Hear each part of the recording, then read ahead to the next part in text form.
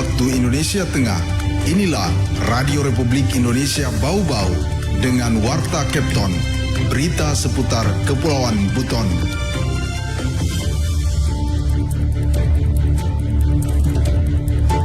Bawaslu ini mendorong agar penertiban ini lebih cepat dilaksanakan di Kota Bau-Bau karena memang melihat fenomena pemasangan alat peraga ini sudah tidak sesuai.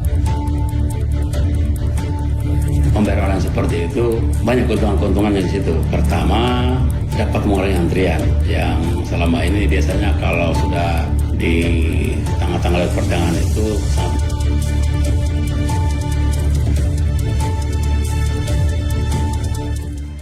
Selamat pagi dari Jalan Limbowolio, Kota Bau-Bau. Inilah Warta Kepton.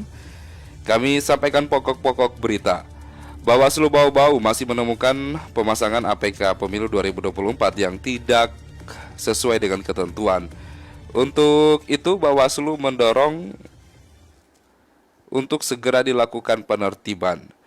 Untuk memudahkan pelanggan, PDAM Bau-Bau segera menerapkan transaksi non-tunai pembayaran tagihan air menggunakan QRIS. Inilah Warta Kepton selengkapnya. Hari ini Kamis 3 Januari 2023 bersama saya Laode Muhammad Syahribul.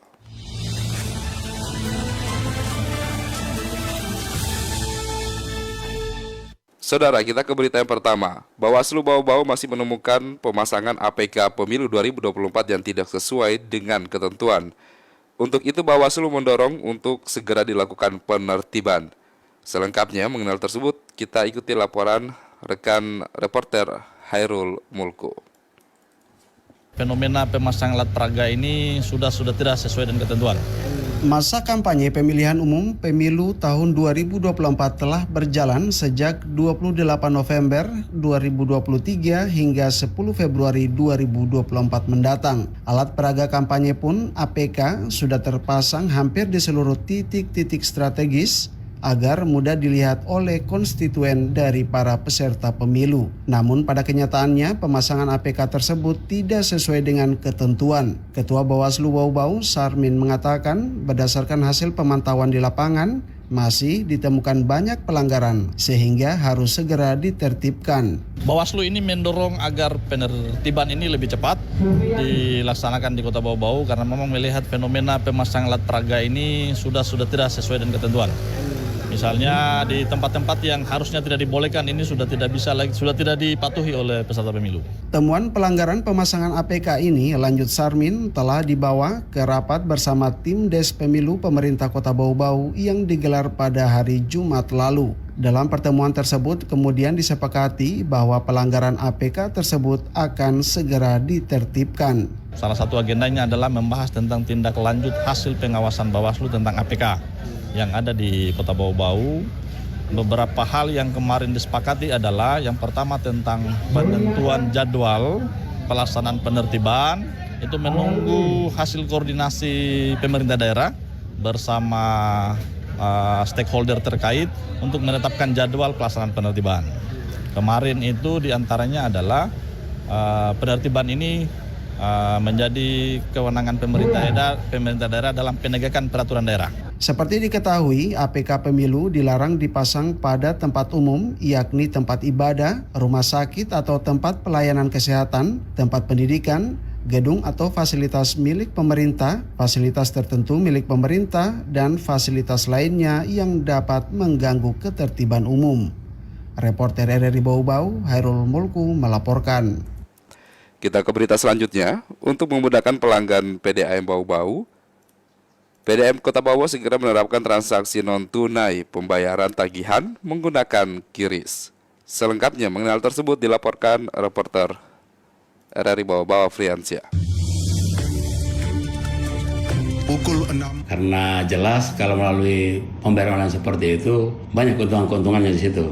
Pertama, dapat mengurangi antrian. Di bawah kepemimpinan PJ Wali Kota Bau-Bau Muhammad Rasman Manafi, sejumlah inovasi pelayanan berbasis teknologi diterapkan untuk memudahkan masyarakat. Teranyar, perusahaan daerah air minum PDAM Bau-Bau mulai menerapkan transaksi non-tunai pembayaran tagihan air menggunakan QRIS yang difasilitasi Bank Sultra. Pelaksana tugas PLT Direktur PDAM Bau-Bau, Ruslan RZ mengatakan, kemudahan pembayaran tagihan air dengan kris antara lain akan mengurangi antrian di loket karena masyarakat bisa membayar dari rumah menggunakan smartphone-nya. Kemudian dengan transaksi non-tunai, kata Ruslan, akan mengurangi human error seperti misalnya kesalahan hitung. Karena jelas kalau melalui pembayaran online seperti itu banyak keuntungan-keuntungannya di situ. Pertama, dapat mengurangi antrian yang selama ini biasanya kalau sudah di tengah-tengah lewat pertengahan itu sangat membludak gitu yang antri. Ini juga dapat mengurangi human error karena di kris itu nanti akan dilengkapi itu setelah di situ tuh memasukkan di situ nomor rekening, di situ akan muncul besar tagihannya. Kris ini memang tepat ini. Staf ahli Wali Kota Bau-Bau bidang ekonomi dan pembangunan ini mengatakan pembayaran non-tunai tagihan air menggunakan kris efektif diterapkan Januari 2024. Karena itu pihaknya mendorong pelanggan PDAM Bau-Bau untuk mengakses layanan tersebut karena pembayaran secara non-tunai bisa lebih cepat dan tepat. Selain itu, kata Ruslan, sesuai arahan PJ Wali Kota Bau-Bau selaku kuasa pemilik modal KPM PDAM, pihaknya juga akan membuka aduan pelanggan sehingga bisa lebih cepat ditangani petugas. Pihaknya bertekad menghadirkan pelayanan PDAM Bau-Bau yang prima untuk pelanggan. Reporter RRI Bau-Bau, Afriansa melaporkan.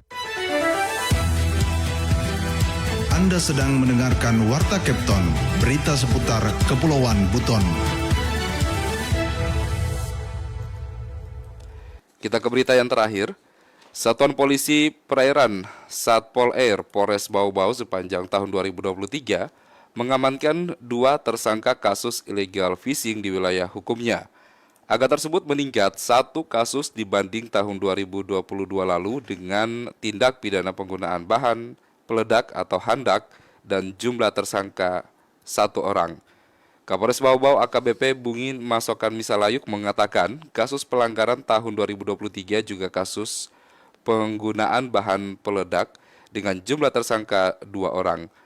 Bersamaan dengan ditangkapnya para tersangka, Satpol Air mengamankan sejumlah barang bukti berupa 8 botol bom ikan siap ledak, sampan atau perahu 2 unit, kacamata selam 2 buah, panah ikan 1 buah, dan korek api 4 buah.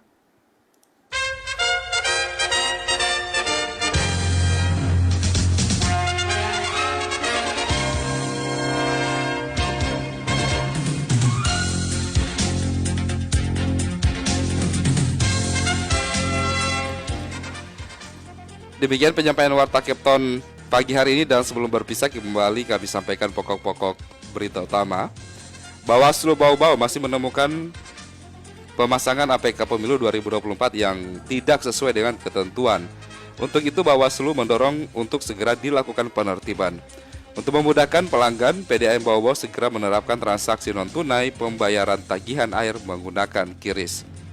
Demikian penyampaian Warta Kepton hari ini Selasa 9 Januari 2024. Saya Laude Muhammad Syaribul mengucapkan terima kasih dan selamat beraktivitas.